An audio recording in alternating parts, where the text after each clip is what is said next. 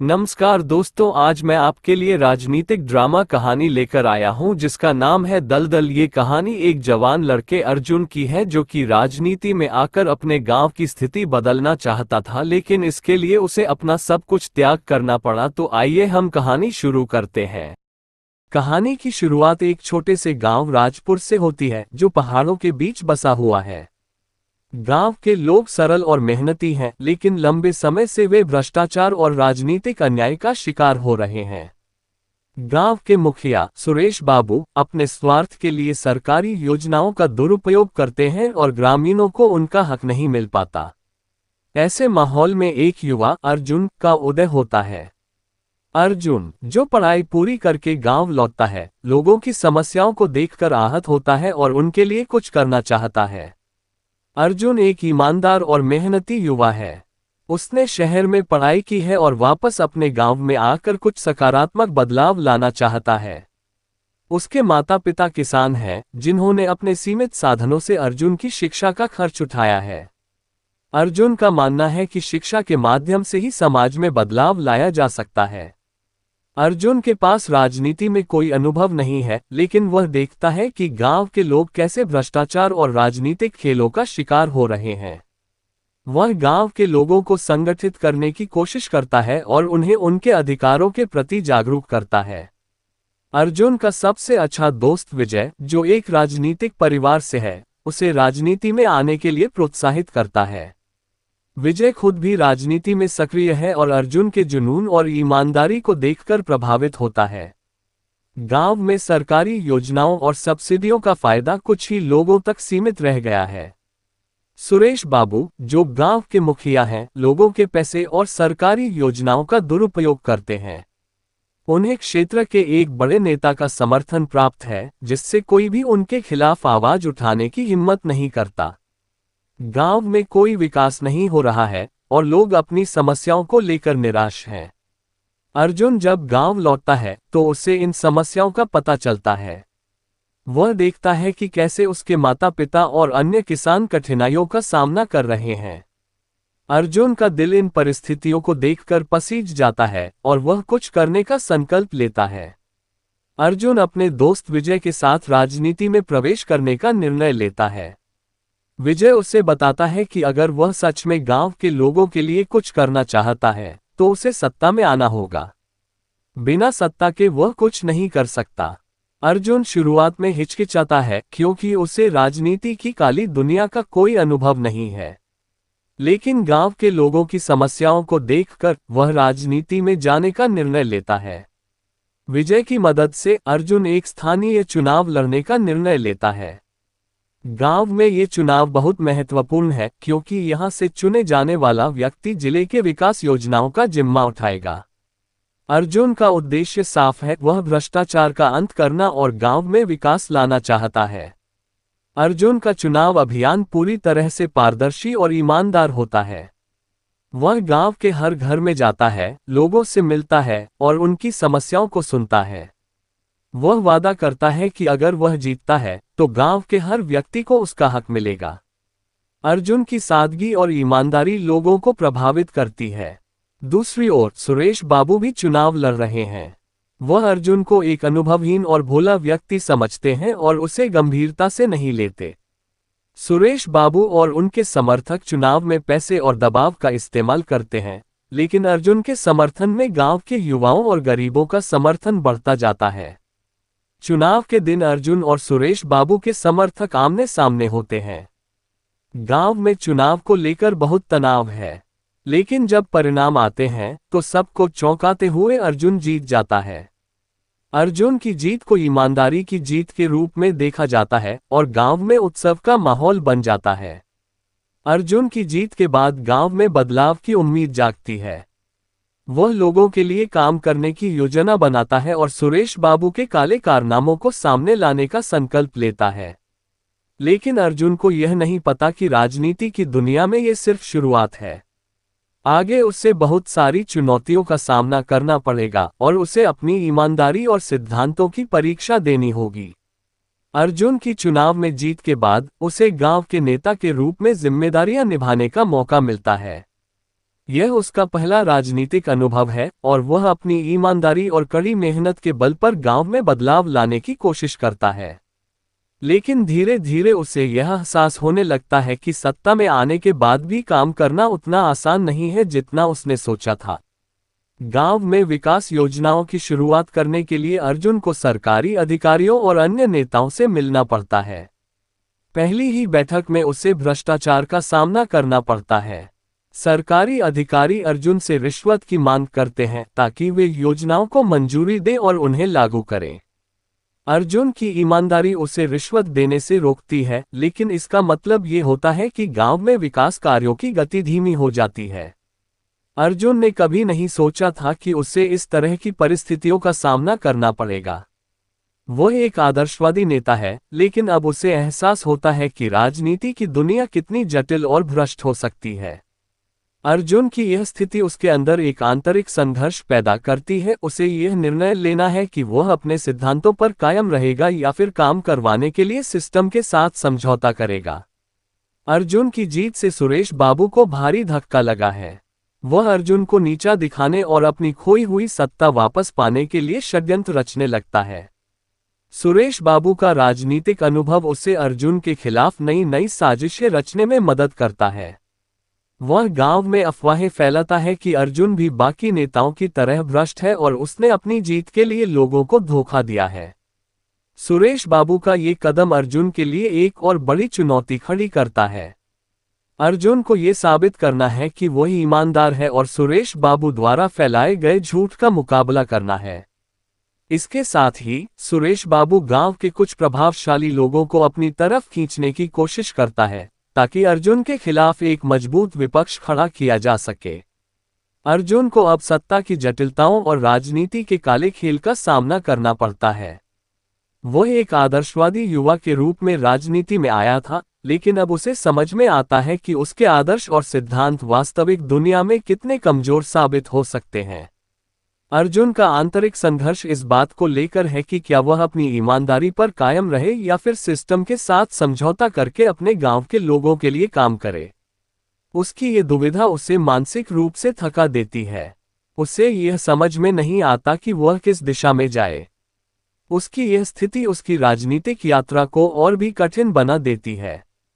विजय, जो अर्जुन का सबसे अच्छा दोस्त है और जिसने उसे राजनीति में लाने के लिए प्रेरित किया था, अब अर्जुन को नए तरीके सिखाने की कोशिश करता है।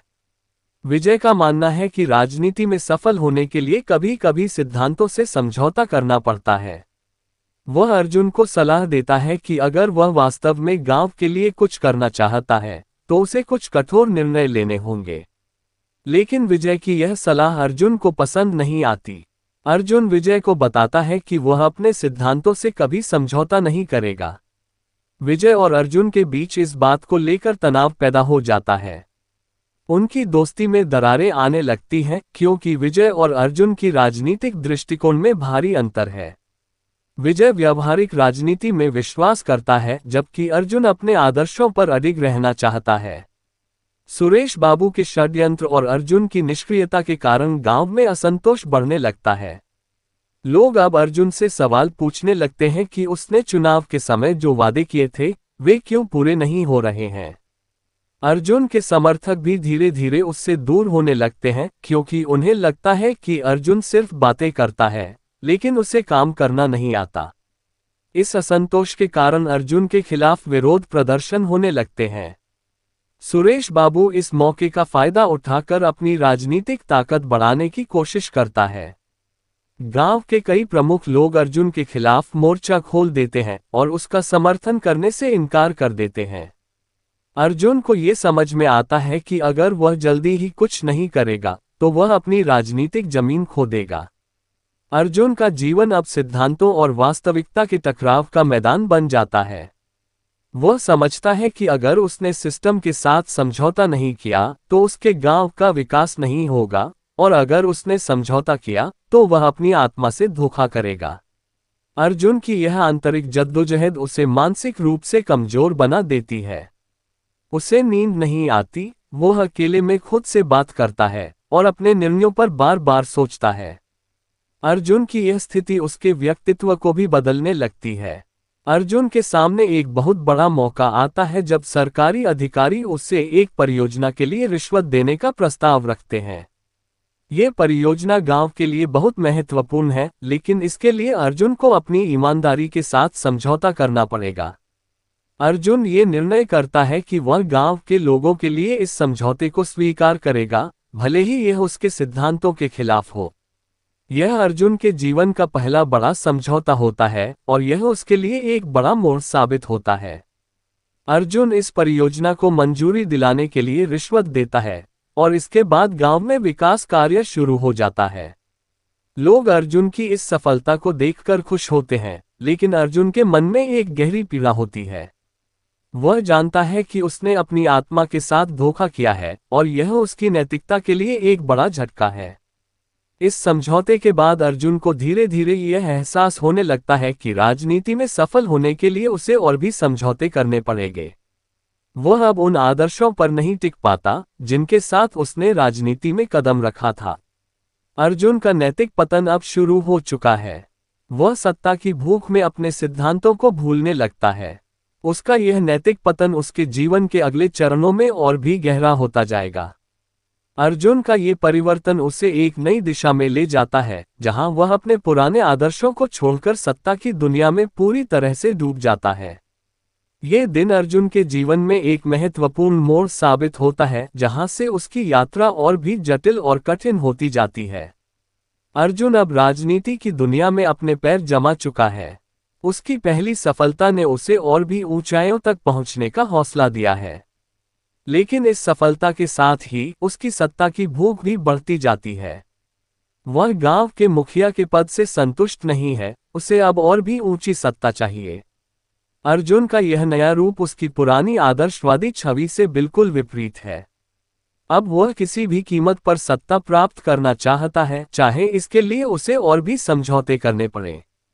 अर्जुन का ये नैतिक पतन उसके व्यक्तित्व को पूरी तरह से बदल देता है। अर्जुन और विजय की दोस्ती अब दुश्मनी में बदल चुकी है। विजय को अर्जुन के बदलते रूप का एहसास हो चुका है और उसे लगता है कि अर्जुन अब उसके लिए खतरा बन चुका है। विजय, जो पहले अर्जुन का समर्थन करता था, अब उसके खिलाफ षड्यंत्र रचने लगता है। विजय और अर्जुन के बीच सत्ता की जंग शुरू हो जाती है। विजय अपने राजनीतिक अनुभव और शक्ति का इस्तेमाल अर्जुन को नीचा दिखाने के लिए करता है। दूसरी ओर अर्जुन भी अब किसी भी हद तक जाने को तैयार है। ये संघर्ष दोनों दोस्तों के बीच एक कटु दुश्मनी में बदल जाता है। अर्जुन अब अपने विरोधियों को खत्म करने के लिए साजिशों और धोखाधड़ी का सहारा लेने लगता है। उसे यह समझ में आ गया है कि राजनीति में सिर्फ ईमानदारी और मेहनत से काम नहीं चलता, यहाँ पर धूर्तता और चालाकी की भी जरूरत होती है। अर्जुन अपने विरोधियों को नीचा दिखाने के लिए तरह तरह की चालें चलता है। वह सरकारी अधिकारियों को रिश्वत देता है, झूठे मुकदमे दायर करता है और अपने राजनीतिक दुश्मनों को फंसाने के लिए षड्यंत्र रचता है। अर्जुन का यह नया रूप उसके पुराने समर्थकों को भी चौंका देता है। अब अर्जुन के अंदर वह पुरानी नैतिकता और सिद्धांत कहीं नहीं बचे हैं। वह पूरी तरह से सत्ता की भूख में डूब चुका है और उसके लिए सिर्फ एक ही चीज मायने रखती है, और अधिक सत्ता प्राप्त करना। अर्जुन की यह राजनीतिक यात्रा उसके व्यक्तिगत जीवन को भी प्रभावित करती है। उसका परिवार, जो कभी उसके आदर्शों पर गर्व करता था, अब उससे दूर होता जा रहा है। अर्जुन का अपने माता पिता और पत्नी के साथ संबंध बिगड़ने लगता है। उसके परिवार के सदस्य अब उससे पूछते हैं कि वह किस दिशा में जा रहा है और क्या ये वही अर्जुन है जिसने कभी ईमानदारी और सिद्धांतों के साथ राजनीति में कदम रखा था। अर्जुन को ये समझ में नहीं आता कि वह अपने परिवार के साथ कैसे सामंजस्य बिठाए। उसके अंदर का राजनीतिक जानवर अब उसके व्यक्तिगत संबंधों को भी निगल रहा है। विजय, जो अब अर्जुन का सबसे बड़ा राजनीतिक दुश्मन बन चुका है, उसे हराने के लिए एक बड़ी चाल चलता है। वह अर्जुन के खिलाफ भ्रष्टाचार और हत्या का झूठा आरोप लगाने की योजना बनाता है। विजय जानता है कि अगर वह अर्जुन को कानूनी पचड़ों में फंसा देगा तो उसकी राजनीतिक ताकत खत्म हो जाएगी। विजय की यह चाल अर्जुन के जीवन में एक बड़ा संकट पैदा करती है। अर्जुन को अब अपने आप को निर्दोष साबित करने के लिए हर संभव कोशिश करनी पड़ती है। उसे समझ में आता है कि विजय अब उसके खिलाफ खुलकर खेल रहा है और उसे मिटाने की पूरी कोशिश कर रहा है। विजय की चालों का सामना करने के लिए अर्जुन को अब और भी कठोर कदम उठाने पड़ते हैं। वह विजय के खिलाफ सबूत जुटाने और उसे नीचा दिखाने के लिए अपने सारे राजनीतिक संपर्कों का इस्तेमाल करता है। अर्जुन अब हर उस व्यक्ति को खत्म करने के लिए तैयार है जो उसकी राह में आता है। अर्जुन के इस पलटवार में उसकी क्रूरता और चालाकी साफ दिखाई देती है। वह विजय को पूरी तरह से कुचलने के लिए किसी भी हद तक जाने को तैयार है। अर्जुन की यह स्थिति उसके अंदर की अंधेरी ताकतों को और भी भयानक बना देती है। अर्जुन की चालें सफल हो जाती हैं और वह विजय को पूरी तरह से पराजित कर देता है। अब अर्जुन की राजनीतिक ताकत अपने शिखर पर पहुंच जाती है। उसने अपने सभी विरोधियों को खत्म कर दिया है और वह अब अजेय बन चुका है। लेकिन इस जीत के साथ ही अर्जुन के अंदर का खालीपन और भी बढ़ जाता है। उसने सत्ता तो प्राप्त कर ली है, लेकिन उसकी आत्मा अब पूरी तरह से मर चुकी है। उसे यह समझ में आता है कि उसने जो भी पाया है वह उसे खुश नहीं कर सकता। अर्जुन ने अपनी सारी नैतिकता, आदर्श और ईमानदारी को सत्ता की भूख में खो दिया है। अर्जुन अब खुद को पहचान नहीं पाता, उसे यह समझ में नहीं आता कि वह कौन है और कहाँ जा रहा है। अर्जुन का यह आत्मा का संघर्ष उसे एक और गहरी खाई में ले जाता है, जहां उसे अपने जीवन के बारे में नए सिरे से सोचना होगा। उसने जो भी पाया है वो उसे संतुष्टि नहीं दे रहा है और वह अब अपने अस्तित्व पर सवाल उठाने लगता है। अब तक अर्जुन ने अपने राजनीतिक जीवन में विजय प्राप्त कर ली थी, लेकिन इसके साथ ही वह अंदर से खाली और बेचैन महसूस कर रहा था। अर्जुन अब खुद से यह सवाल करता है कि उसने जो कुछ भी पाया है, क्या वह वास्तव में उसके लिए मूल्यवान है। उसे लगता है कि वह सत्ता की ऊंचाइयों पर तो पहुंच गया है, लेकिन वह आत्मा और सुख शांति को खो चुका है। अर्जुन का जीवन अब एक ऐसे दौर में प्रवेश करता है जहां वह पूरी तरह से अकेला हो जाता है। उसकी सत्ता के कारण लोग उससे डरते हैं, लेकिन कोई भी उससे वास्तविक संबंध नहीं रखता। उसकी पत्नी, परिवार और पुराने दोस्त उससे दूर हो चुके हैं। अर्जुन को यह एहसास होता है कि उसने जिन लोगों पर भरोसा किया था वे अब उससे दूर हो चुके हैं। वह अकेलेपन में घिरा हुआ है और उसे समझ में नहीं आता कि वह किससे बात करे या अपने दर्द को किससे बांटे। उसकी यह स्थिति उसकी आत्मा को और भी पीड़ा पहुंचाती है। इस अकेलेपन में अर्जुन अपनी आत्मा की खोज में जुट जाता है। उसे यह समझ में आता है कि सत्ता प्राप्त करने के चक्कर में उसने खुद को ही खो दिया है।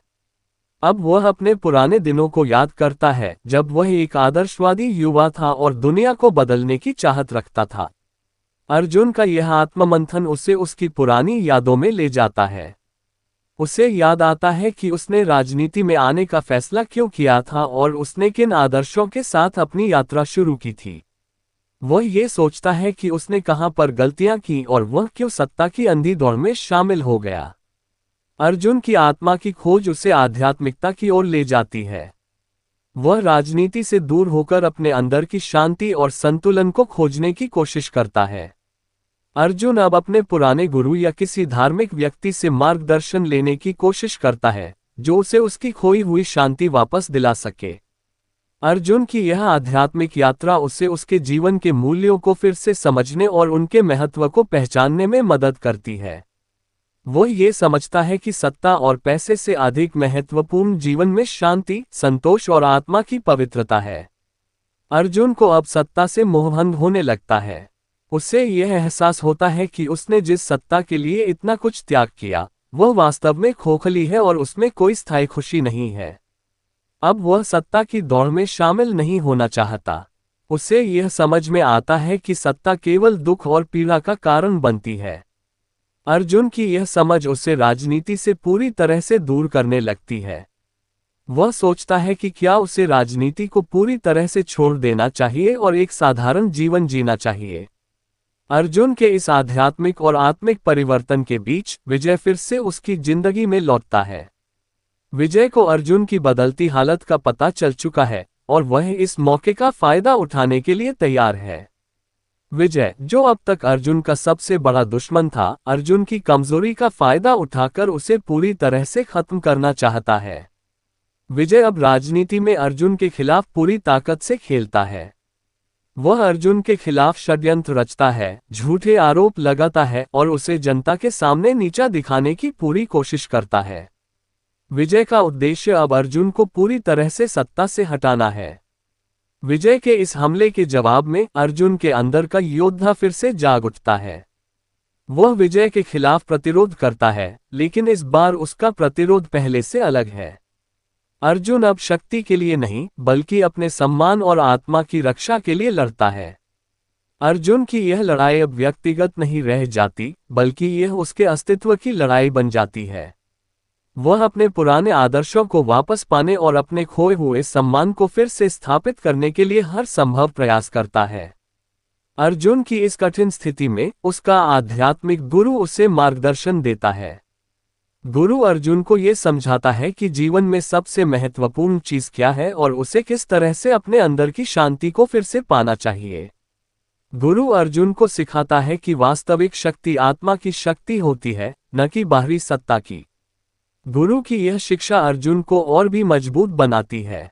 वह अब विजय के खिलाफ और भी आत्मविश्वास के साथ खड़ा होता है। अर्जुन का यह नया रूप विजय को हैरान कर देता है। अर्जुन अब सोचता है कि क्या उसे राजनीति से पूरी तरह से विदा ले लेनी चाहिए। उसे यह समझ में आता है कि राजनीति उसकी आत्मा के लिए सही नहीं है, और अगर वह वास्तव में शांति पाना चाहता है तो उसे सत्ता और राजनीति से दूर जाना होगा। लेकिन अर्जुन के मन में ये भी सवाल उठता है कि अगर वह राजनीति छोड़ देगा तो उसका गांव और उसके लोग क्या करेंगे। उसने अपने गांव और लोगों के लिए जो जिम्मेदारियां ली थीं, उनका क्या होगा। ये दुविधा अर्जुन के लिए एक और बड़ा संघर्ष पैदा करती है। अर्जुन की आंतरिक जद्दोजहद के बाद वह ये निर्णय करता है कि वह राजनीति को छोड़ देगा, लेकिन उससे पहले वह अपने गांव के लिए जो कुछ भी कर सकता है वह करेगा। अर्जुन अपने अंतिम कार्यों के रूप में गांव में कुछ महत्वपूर्ण परियोजनाओं को पूरा करता है और उसके बाद राजनीति से पूरी तरह से विदा लेने का निर्णय लेता है। वह अपने लोगों से विदा लेते हुए उन्हें ये समझाता है कि उसने सत्ता की अंधी दौड़ में क्या खोया और अब वह अपने अंदर की शांति और संतुलन को वापस पाना चाहता है। अर्जुन की यह विदाई उसकी आत्मा के लिए एक नई शुरुआत होती है। उसने राजनीति को छोड़ दिया है और अब वह अपने आध्यात्मिक जीवन की ओर अग्रसर हो रहा है। अर्जुन एक छोटे से गांव में रहने लगता है जहां वह साधारण जीवन जीने की कोशिश करता है। अर्जुन का यह नया जीवन बिल्कुल अलग है। उसे अब न तो सत्ता की भूख है और न ही किसी तरह का संघर्ष। लेकिन फिर भी उसके मन में अतीत की यादें बार बार आकर उसे परेशान करती हैं। अर्जुन का अतीत उसका पीछा नहीं छोड़ता। वह जितना भी खुद को उस पुराने जीवन से दूर रखने की कोशिश करता है, उतना ही उसका अतीत उसे याद आता है। उसे उन लोगों की यादें आती हैं जिनके साथ उसने सत्ता की भूख में गलत किया था। उसे अपने पुराने दोस्त विजय, अपनी पत्नी और गांव के लोगों की यादें सताने लगती हैं। अर्जुन का यह मानसिक संघर्ष उसे बेचैन कर देता है। वह सोचता है कि क्या उसने सही किया था या फिर उससे कहीं कुछ गलतियां हुई। उसे यह सवाल परेशान करने लगते हैं कि क्या वह वास्तव में अपनी आत्मा को शुद्ध कर पाया है या नहीं। विजय, जो अब भी राजनीति में सक्रिय है, अर्जुन से मिलने आता है। वह नहीं जानता कि विजय अब क्यों आया है और उसके मन में क्या चल रहा है। विजय की यह मुलाकात अर्जुन के जीवन में एक नई हलचल पैदा करती है। विजय अब भी सत्ता की दुनिया में पूरी तरह से शामिल है और वह अर्जुन को भी वापस उसी दुनिया में खींचने की कोशिश करता है। विजय का मानना है कि अर्जुन जैसा व्यक्ति राजनीति में बहुत उपयोगी हो सकता है और वह उसे अपनी टीम में शामिल करने की कोशिश करता है। विजय की वापसी अर्जुन के अंदर एक और संघर्ष पैदा करती है। विजय चाहता है कि अर्जुन वापस राजनीति में आए और उसके साथ काम करे, लेकिन अर्जुन अब यह नहीं चाहता। उसने जो शांति पाई है उसे वह किसी भी कीमत पर खोना नहीं चाहता। अर्जुन और विजय के बीच एक आखिरी बार गंभीर टकराव होता है। विजय अपनी ताकत और चालाकी का इस्तेमाल अर्जुन को नीचा दिखाने और उसे राजनीति में वापस खींचने की कोशिश करता है। लेकिन इस बार अर्जुन पूरी तरह से शांत और दृढ़ है। वह विजय को ये साफ कर देता है कि अब वह उस अंधेरे जीवन में वापस नहीं जाएगा। इस संघर्ष के दौरान अर्जुन का मानसिक और आत्मिक विकास स्पष्ट रूप से दिखाई देता है। उसने अपने अंदर की शक्तियों को पहचान लिया है और अब वह किसी भी बाहरी दबाव के आगे झुकने को तैयार नहीं है। अर्जुन विजय के इस प्रस्ताव को ठुकराकर अपने पुराने जीवन को पूरी तरह से पीछे छोड़ने का फैसला करता है। वह अब राजनीति, सत्ता और उन सभी चीजों से दूर रहना चाहता है जो उसकी आत्मा को अशांत कर सकती हैं। अर्जुन का ये निर्णय उसकी आत्मा की पूर्ण शांति और संतुलन की दिशा में एक बड़ा कदम होता है। विजय के साथ इस अंतिम संघर्ष के बाद अर्जुन अपने गांव के लोगों से भी विदा लेता है। वह अब एक ऐसे स्थान पर जाना चाहता है जहां उसे कोई न जानता हो और जहां वह अपनी जीवन की नई शुरुआत कर सके।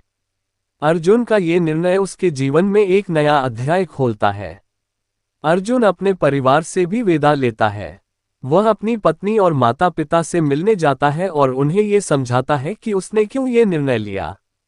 अर्जुन की पत्नी, जो अब तक उससे दूर हो चुकी थी, उसे समझने की कोशिश करती है। अर्जुन की यह विदाई उसके परिवार और समाज के लोगों के लिए कठिन होती है, लेकिन वे उसकी स्थिति और उसके निर्णय का सम्मान करते हैं। अर्जुन अब पूरी तरह से शांति की तलाश में निकल पड़ता है और उसके मन में अब किसी तरह की कोई द्वंद्व नहीं बची है। अर्जुन अब पूरी तरह से आत्मा की शांति के लिए समर्पित हो चुका है। वह एक ऐसे स्थान पर जाता है जहां वह पूरी तरह से ध्यान और साधना में लीन हो सके। अर्जुन की यह यात्रा उसे अपने जीवन के असली उद्देश्य को पहचानने में मदद करती है।